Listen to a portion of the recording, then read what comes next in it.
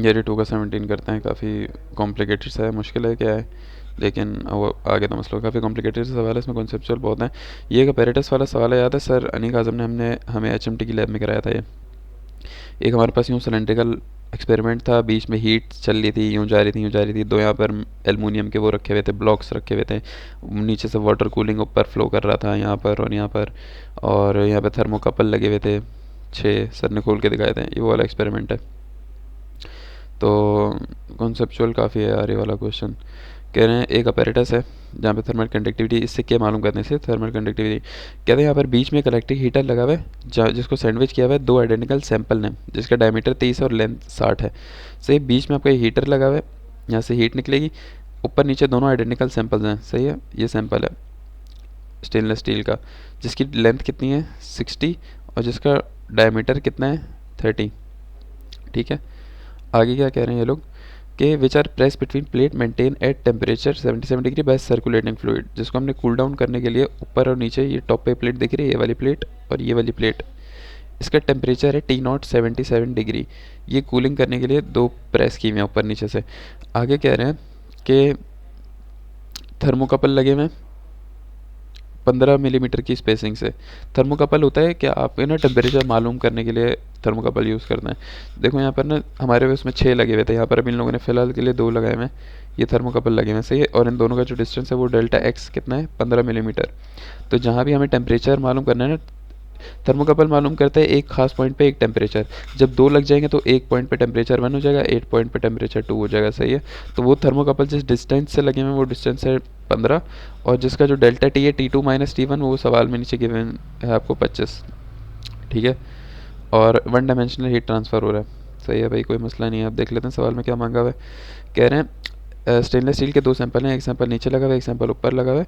आपने जो हीटर है, हीटर की हीट कितनी है, इतना करंट है और इतना वोल्टेज है। देखो हमने बचपन से पढ़ा हुआ है Q is equal to I V, यहाँ से आपको जो हीटर है जो यहाँ से हीट दे रहा है वो हीट आपको मिल जाएगी Q is equal to I into V. तो वो ये रही आई, ये रहा वी, ये रहा, ऐसे हीट आ जाएगी एंड द डिफरेंशियल थर्मोकपल से आपको डेल्टा टी मिल जाएगा। दोनों का डेल्टा टी सेम है। सही है, दोनों क्योंकि सेम मटेरियल है, सेम डिस्टेंस पे लगे हुए हैं, तो डेल्टा T2 डेल्टा T1 दोनों के T1 T2 सेम है। What is the thermal conductivity, क्या मालूम करना है आपने। पहला सवाल यहाँ पर आ जाते हैं, सॉल्व करते हैं इसको। So now let's just jump on the answer. ये रहा आपका 2 का 17, इसको छोड़ो, पार्ट बी छोड़ो, ये पार्ट बी इसका यहाँ पर गिवन है, इसको छोड़ो, अभी केस बी को केस ए में देखेंगे। बीच में you have a heating source और यहाँ पे जो आपके पास वोल्टेज मिल रहा है वो ये रहा, आई आपके पास ये मिल रहा है, इसकी जो हीट है वो Q is equal to I V से मिल जाएगी। ठीक है, नीचे का टेम्परेचर 77 है, ऊपर का टेम्परेचर 77 है, जो डेल्टा एक्स है दोनों थर्मोकपल का वो डिस्टेंस है 15, जो आपका डेल्टा T1 25 डिग्री और नीचे का भी 25 degree. This is an important thing. एक चीज़ गौर करना कि जो आपकी हीट है वो दो चीज़ों में डिवाइड होगी, आधी हीट यहाँ जाएगी आधी हीट यहाँ जाएगी। सही है, तो जब हम एक इसको कंसिडर करेंगे, एक पार्ट को सॉल्व करेंगे, इसकी थर्मल कंडक्टिविटी निकालेंगे के, ज़ाहिर थर्मल कंडक्टिविटी दोनों की सेम होगी, ऊपर की भी नीचे की भी। सही है, तो जब हम के निकालेंगे एक चीज़ की, तो वहाँ पर जो हम delta T by delta x है वो तो हम ले लेंगे 25 डिवाइड बाय 15। सही है, मैं आपको बता दूँ ये क्या, इसमें कोई मसले की बात नहीं है, अभी सिर्फ समझो। लेकिन जो हीट है आपकी वो डिवाइड हो रही है दो पार्ट में, तो आपकी जो हीट है Q वो डिवाइड बाय 2 हो जाएगी, तो आई वी अपॉन 2 हो जाएगा, क्योंकि आधी हीट ऊपर जा रही है आधी हीट नीचे जा रही है। सही, हीटिंग एलिमेंट बीच में लगा हुआ है, ये याद रखना। तो नॉट इम्पॉर्टेंट, नॉट इम्पॉर्टेंट। सबसे पहले आपको पता है कि कंडक्टिविटी का फार्मूला ये होता है, कंडक्शन जब भी होगी तो हीट के लिए फार्मूला ये लगेगा, के को यहाँ पे रखो, बाकी सारा सामान वहाँ पर ले जाओ। ठीक है, डेल्टा एक्स 15 है, डेल्टा टी 25 है, एरिया क्या है π/4 डी स्क्वायर, एरिया क्या होता है π/4 डी स्क्वायर होता है ना, और डायमीटर आप क्या लोगे 30 गिवन है सवाल में, और Q is equal to I current voltage और डिवाइड बाई 2। ओके, तो यहाँ से आपके पास की वैल्यू आ गई 15। अब इसमें मैं आपको एक कॉन्सेप्ट बताता हूँ कि यहाँ पर आपने डायमीटर 30 क्यों नहीं। देखो सबसे पहले यार आपकी हीट कैसे ट्रांसफ़र हो रही है, ये मैं इंपॉर्टेंट चीज़ बता रहा हूँ, ये छोटी सा कॉन्सेप्ट है, मसला करेगा आपको कॉन्सेप्चुअली। इसकी लेंथ कितनी है टोटल, सिलेंडर की एक सिलेंड्रिकल शेप है 60, और इसका डायमीटर कितना है 30, इसका मतलब इसकी लेंथ है 60 और ब्रेथ कितनी है 30। अब आप मुझे बताओगे हीट कैसे ट्रांसफ़र हो, अगर हीट एलिमेंट आपका यूँ लगा हुआ है और हीट आपकी यूँ जा रही है, वन डायमेंशनल है ना, यूँ जा रही है हीट, तो आप हमेशा क्या लेते हो, जो जहाँ पर भी हीट जाती है उसके परपेंडिकुलर क्रॉस सेक्शन लेते हो। तो इसका यहाँ अगर हीट इस डायरेक्शन में ऊपर जा रही है तो ये इसका परपेंडिकुलर क्रॉस सेक्शन हुआ, 30। तो इसका जो क्रॉस सेक्शन है वो सर्कुलर है। ज़ाहिर है अगर मैं इसको यहाँ टॉप व्यू देखूँ तो टॉप व्यू से ही ऐसा सर्कुलर है जिसका डायमीटर कितना है 30। सही है। और हीट कैसे फ्लो हो रही है, यूँ फ्लो हो रही है, तो इसका परपेंडिकुलर डिस्टेंस ये है और ये डिस्टेंस क्या होगा, ये जो एरिया है ये एरिया क्या होगा, सवाल में एरिया है ना, एरिया, ये एरिया क्या होगा π/4d²। ये आप बहुत इंपॉर्टेंट चीज़ है। सही है। लेकिन अगर आपकी हीट यूँ फ्लो हो रही होती तो आप ये वाला एरिया लेते। I think this would be A 2πr/L। ये बहुत इंपॉर्टेंट चीज़ है। अगर आपकी हीट यूँ फ्लो कर रही है, परपेंडिकुलर डिस्टेंस यूँ है, परपेंडिकुलर डिस्टेंस का मतलब ये वाला एरिया यूज़ करोगे π/4d² as a circular area. अगर हीट आपकी यहाँ फ्लो करेगी तो आप एक ये वाला एरिया यूज़ करोगे जो कि परपेंडिकुलर डिस्टेंस है। ठीक है, इसलिए यहाँ पर हमने 30 यूज़ किया हुआ है। पहला पार्ट आपका खत्म हो गया, क्वाइट सिंपल। दूसरा पार्ट कह रहे हैं what is the average temperature of the sample. जो आपका सैंपल यहाँ पर रखा हुआ है, ये जो आपका सैंपल है इसका एवरेज टेम्परेचर क्या है। भाई देखो एवरेज कैसे निकालते हैं, final plus initial divide by 2 average आ जाएगा। तो अगर यहाँ पर आपकी हीटिंग सोर्स, अच्छा हम एक ही को कंसिडर करना चाहिए, दूसरे वाले को नहीं ले रहे। अगर या दूसरे वाले का हमने सिर्फ क्यों लिया, क्योंकि हमें पता है कि हीट डिवाइड हो रही है, यहाँ पर हमारा काम आया बस। अच्छा एक और चीज़ है, आप बोलोगे यार जब हीट डिवाइड हो रही है तो टेम्परेचर भी डिवाइड होना चाहिए। सही है ना, कि अगर हीट यहाँ पर आधी यहाँ जा रही है आधी यहाँ जा रही है तो टेम्परेचर भी आधा यहाँ जाना चाहिए आधा यहाँ जाना चाहिए। ऐसा नहीं है यहाँ पर, ऐसा तब होगा जब आपको टेम्परेचर यहाँ पे गिवन नहीं होगा। ये बात मेरे गौर से सुनना, इसमें मैंने बहुत टाइम लगाया ये बात समझने में। सही है, ये बात गौर से सुनना।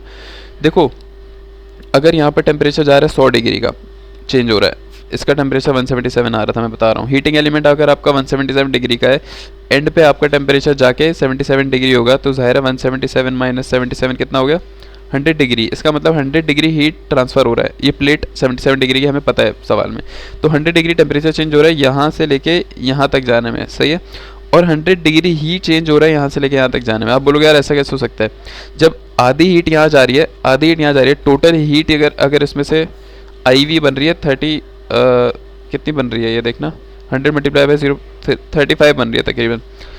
अगर 35 टोटल हीट है इसमें से और 35 की आधी यहाँ जा रही है आधी यहाँ जा रही है, तो टेम्परेचर भी आधा यहाँ जाना चाहिए ना। लेकिन ऐसा नहीं हो रहा।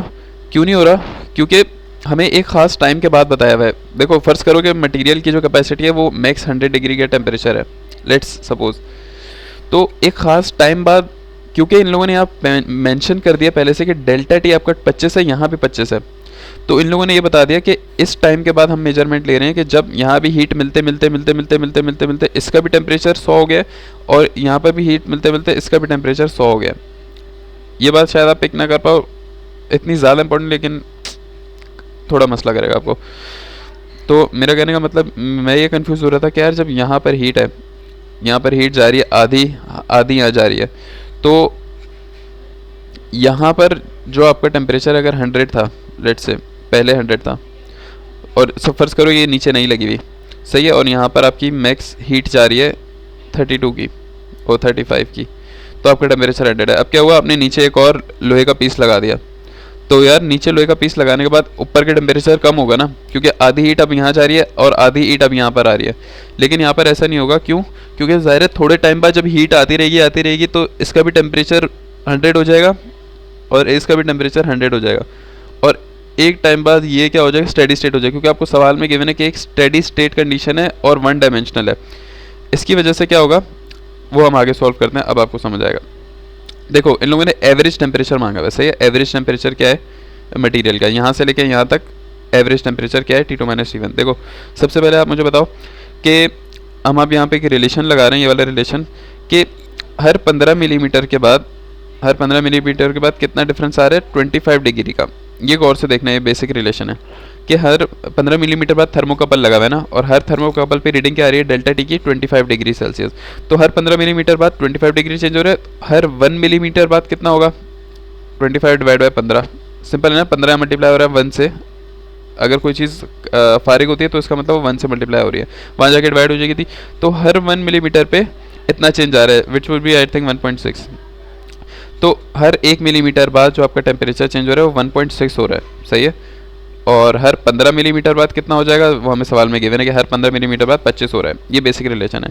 तो अगर 1 मिलीमीटर में 1.6 डिग्री का चेंज आ रहा है, तो टोटल जो हमारा स्टील का सैंपल है वो 60 मिलीमीटर का है, उसमें कितना चेंज आएगा, अगर 1 में 1.6 आ रहा है तो 60 में कितना आएगा, 1.6 मल्टीप्लाई बाय 60, जो कि आपका आंसर आ रहा है 100।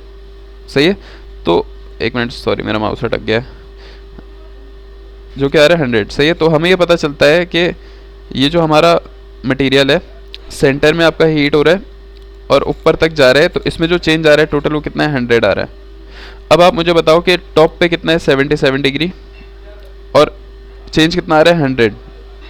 तो वो कितना हुआ, हीटर का टेम्परेचर ऐसे निकलेगा। देखो हीटर इनिशियल है, delta T is equal to T 2 minus T1 कर देता हूँ, रुक जाओ मैं बताता हूँ, D2 माइनस T1। सही है, चेंज कितना आ रहा है हमने अभी निकाला, 100 का चेंज आ रहा है, नीचे से लेकर ऊपर तक 100 का चेंज आ रहा है। फाइनल टेम्परेचर कितना है मेरा, फाइनल टेम्परेचर है मेरा 77, और इनिशियल टेम्परेचर हमने मालूम करना है जिसको मैं टी हीटर बोल रहा हूँ। सही है, 77 यहाँ पर प्लस हो रहा है, वहाँ जाके मैं एक मिनट सॉरी डायरेक्शन मैंने आई गेस गलत ले लिया, 77 यहाँ प्लस हो रहा है, वहाँ जाके माइनस हो जाएगा। वेट यार, आई गेस डायरेक्शन का कोई सीन है। 77 यहाँ पर TH आएगा, यहाँ पर 77 आएगा, वहाँ जाके प्लस होगा तो 177 आपका हीटर का टेम्परेचर आ जाएगा। तो हीटर आपका 177 है। अच्छा ये लॉजिकली इस तरह है, देखो ऊपर 77 है, नीचे अगर 177 रखता हूँ तो देखो लॉजिकली बिल्कुल समझ आ रहा है। अगर ये पहले ठंडा था, नीचे 177 डिग्री की हीट आप दे रहे हो, और यहाँ से 100 डिग्री अगर ये लॉस करेगा तो कितना बच गया, 77। सीधा समझ आ रहा है, 177 आपका हीटिंग सोर्स था, यहाँ से अगर 100 डिग्री आप निकाल दो तो टॉप पे कितना बच गया, एंड तक जाते जाते 177 बच गया। तो इस तरह आपने ये निकाला है कि आपका जो हीटर का टेम्परेचर है वो 177 है, और आपका जो चेंज आ रहा है वो 100 डिग्री का चेंज आ रहा है। ठीक है, और एवरेज कैसे निकालोगे, मैंने बताया final initial divide by 2। Final में आपका कितना है 77, इनिशियल आपका कितना है 177, इसको डिवाइड बाई 2 कर दो, तो यहाँ से आपके पास 127 डिग्री, जिसको कैलविन में कन्वर्ट करोगे 400 कैलविन आएगा, प्लस 273। ऐसे आप निकालोगे टेम्परेचर एवरेज। ओके हो गया, ये सीन है। अब कह रहे हैं कि आप इसको कंपेयर करो अगले पार्ट में, compare your result with the thermal conductivity value in the graph A1 table. जब आप टेबल में देखो, जाहिर है ये तो हमने एक्सपेरिमेंट से निकाला ना इतनी लंबी करके, ये लोगों ने पहले ही टेबल में निकाल चुके हैं हर चीज़ की, K की वैल्यू पता है हमें, ये वैसे एक्सपेरिमेंट है सीखने के लिए। तो जब आप इसको टेबल में देखोगे तो कह रहे हैं कि कुछ नहीं, उन लोगों ने बोला है कि यार जो भी आपका टी एवरेज आएगा ना, सवाल में बोला है टी एवरेज 400 है, कह रहे हैं वही टेबल में जाके देखो K की वैल्यू क्या आती है। तो आसानी के लिए K की वैल्यू जब निकालेंगे हम, ये देखो टेबल में जाएंगे, स्टेनलेस स्टील टेम्परेचर एवरेज 400, उसमें जब वैल्यू निकालेंगे 15.2 आ रही है। सही, और हमारी क्या आ रही है 15। तो ये बस कह रहे हैं कि टेबल में जाके देखो सेम वैल्यू आ रही है नहीं, आप बोलोगे हाँ गुड है भाई, गुड एग्रीमेंट है, आ रही है, ठीक है। केस बी की बात कर लेते हैं अब। फॉर द नेक्स्ट पार्ट ये लोग कह रहे हैं कि आपने क्या किया, ऊपर वाला तो आपका सेम था, लेकिन नीचे वाले में आपने को आयरन सैंपल, अच्छा स्टेनलेस स्टील के बजाय आयरन लगा दिया आपने, ठीक है, जिसका आपने ऊपर आपका यही है स्टेनलेस स्टील था, बस नीचे आपने ये चेंज कर दिया। सही है, अब ए पार्ट क्या है, कह रहे अपर पोर्शन में इस सिचुएशन में आप ये बताओ कि जो हीट ड्रॉ हो रही है वो ये हो रही है, ठीक है। अब इन लोगों ने ये नहीं बोला कि हीटर की हीट है, इन लोगों ने क्या बोला, गौर से सुनना, in upper portion for this situation the heat draws. इसका मतलब हम ये कह सकते हैं कि एक जो आपकी हीट है वो हो रही है स्टेनलेस स्टील की, एक आपकी हीट हो रही है वो हो रही है आयरन की, एक आपकी हीट है जो है हीटर की। तो ये आपका एक रिलेशन है। सही है, और जो आपका थर्मोकपल है जो कि 15 मिलीमीटर के डिस्टेंस पे लगा हुआ है, उसकी रीडिंग पहले 25 आती थी, अब कितनी आ रही है 15 डिग्री। तो delta T by delta X ये रहा आपके पास। What is the thermal conductivity and average temperature, same काम करना है, के निकालना है और वही टी बार निकालना है। सही है, अच्छा ये सॉरी ये स्टेनलेस स्टील की नहीं, ये हीटर की है। In upper portion for this situation the heater draws, तो ये क्यू हीटर दिखे मैंने, Q of heater, of course heater के अंदर ही करंट आएगा, हीटर में वोल्टेज आएगा, और करंट और वोल्टेज जो फिलामेंट आपका लगा है वही हीट जनरेट कर रहा है। तो ये क्यू ऑफ हीटर गिवन है। In upper portion for this situation heater draws, okay. और एक चीज़ इसमें अपर पोर्शन से ये मुराद है कि पहले हम क्या करते थे, जो हीट थी हीटर की उसको हमने दो हिस्सों में डिवाइड किया था, डिवाइड बाई 2, क्योंकि वो सेंटर था और वो दोनों पोर्शन में दे रहा था। लेकिन इन लोगों ने क्या बता दिया, क्योंकि इन लोगों ने बता दिया कि सिर्फ अपर पोर्शन में जो आपकी हीट है वो इतनी है, 100 मल्टीप्लाई बाई 0.601 IV। तो यहाँ में डिवाइड बाई 2 नहीं करना पड़ेगा, क्योंकि इन लोगों ने बता दिया कि आपके जो एक ही पार्ट है उस एक पार्ट में इतनी हीट जा रही है। ये यहाँ पर कॉन्सेप्ट है छोटा सा, ठीक है। तो हम क्या करेंगे, सबसे पहले हमें ये एक रिलेशन पता है। देखो जो आपकी हीटर है ये गौर से देखना, मैंने पहले बताया था दो वैसे तो आपकी हीट डिवाइड होती है, ये मेरी बात सुना। जो आपकी हीट है सेंटर में हीटिंग एलिमेंट है, आधी ऊपर जाएगी आधी नीचे जाती है, ठीक है। तो जो क्यू हीटर है वो किस में डिवाइड हो गया, Q stainless steel plus Q iron में, क्योंकि आधी ऊपर जाएगी आधी नीचे जाएगी, तो हम कह सकते हैं क्यू हीटर बराबर है Q stainless steel plus Q iron, ऐसे बोल सकते हैं। अब हमें क्यू हीटर तो IV से पता चल जाएगा, क्यू स्टेनलेस स्टील क्योंकि हमें कंडक्टिविटी ऊपर निकाली हुई तो ये हमें पता है, तो हमें निकालने हैं क्यू आयरन को यहाँ पर रखा, heater minus stainless steel, heater का हमने आराम से IV करके निकाल लिया, ठीक है, माइनस स्टेनलेस स्टील के, ओके, यहाँ पर आपने के की वैल्यू रखी, multiply by pi by 4d² area multiply by delta T by delta x, सही है। ये हमारा जो फोरियर लॉ था यहाँ से आ गया, ओके। और यहाँ पे हमने फिर हमारे पास क्यू आयरन की वैल्यू आ गई कि इतनी हीट है, और फिर जब हमने के की वैल्यू निकालनी होगी उसके लिए आयरन के लिए निकालेंगे ना, हाँ सही है। उन लोगों ने बोले कि स्टेनलेस स्टील का फॉर्मूला है तो इसी तरह आयरन का भी ये फॉर्मूला है, तो यहाँ पर आपने क्यू आयरन हमने अभी ऊपर निकाला है, डेल्टा एक्स 15 है, पाई बाय 4d², सेम हम यूज़ करेंगे कि आपका हीट यूँ फ्लो कर रही है तो इसका एरिया ये वाला लेंगे, pi by 4d² circular area, और इसका टेम्परेचर आ गया, तो यहाँ आपके पास आराम से 70 वाट पर मीटर का के की वैल्यू आ गई, ओके। अब डेल्टा टी निकालेंगे सेम तरीके से कि आपका 15 मिलीमीटर के ऊपर जो चेंज है वो कितना आ रहा है, 15 आ रहा है, 15 डिग्री का चेंज आ रहा है। अब यहाँ पे पहले 25 का आ रहा था, 1 मिलीमीटर पर कितना आ जाएगा, 15 बाय 15 1 डिग्री, हर मिलीमीटर पर 1 डिग्री का चेंज आ रहा है। अगर आपका आयरन का जो सिलेंडर है वो 60 मिलीमीटर का है तो 1 मल्टीप्लाई बाय 60 का मतलब क्या है, 60 मिलीमीटर चेंज आ रहा है, ओके हो गया, और 60 डिग्री का चेंज आ रहा है, और एंड पे आपका कितना है 77 डिग्री। तो हीटर का कितना हुआ, मतलब ये है कि आपका अगर ये आयरन का वो रखा है नीचे, ये हीटिंग एलिमेंट है यहाँ पर, सही, तो आपने हीटर का टेम्परेचर निकालना है, टेम्परेचर ऑफ हीटर कितना है एवरेज निकालने के लिए, भाई एंड पे 77 है और रास्ते में पूरा 60 डिग्री चेंज करता हुआ आ रहा है, तो हीटर का जाहिर है इन दोनों का प्लस करना होगा, 77 प्लस 60 दैट वुड बी 137। इसका मतलब यहाँ पर हीटर का जो टेम्परेचर है वो 137 डिग्री टेम्परेचर है। 137 कैसे, क्योंकि ये यहाँ तक आते आते 60 डिग्री लूज़ करेगा और 77 एंड पे बच जाएगा जो प्लेट पे लगा हुआ है, ओके हो गया। अच्छा, एवरेज कैसे निकालते हो, इनिशियल फाइनल पर डिवाइड बाय 2, फाइनल में 77 है, इनिशियल में 137 है, इसको डिवाइड बाय 2 कर दो तो आपके पास 107 डिग्री और 380 केल्विन आ जाएगा, ओके। इसको भी कंपेयर करोगे वही ग्राफ से और टेबल से अगर आप निकालोगे तो आपके पास ये आ जाएगा, अगर टेबल से के निकालोगे तो 67 आ रहा है और हमने जो कैलकुलेट किया है वो आ रहा है हमारा आयरन के लिए 70, करीब करीब है, ठीक है, परफेक्ट है। अब अगला सवाल में लोग क्या पूछ रहे हैं, दो सवाल पूछे हैं कि यार अगर हम इस अपैरेटस को दो आइडेंटिकल सैंपल यूज़ करने जैसे हमने किया स्टेनलेस स्टील का, तो क्या फ़ायदा है, जैसे हमने स्टेनलेस स्टील और आयरन भी यूज़ किया ना, तो कह रहे हैं यार इसमें क्या नुकसान है, इसमें क्या फ़ायदा है, एक तो ये चीज़ पूछ कर रहे हैं, सही है। और कह रहे हैं कि हीट लीक कब होगी आपकी लेटरल सरफेस से, मतलब यहाँ आपकी इंसुलेशन लगाई हुई थी ना हमने, वो कह रहे हैं कि यहाँ साइडों पे आपकी हीट लीक कब होना शुरू होगी, अभी तो नहीं लीक हो रही थी, वन डायमेंशनल फ्लो था स्टेडी स्टेट, वो कह रहे हैं लीक कब होना शुरू हो जाएंगे यहाँ पे, सही है, ये पूछ रहे हैं लोगों ने।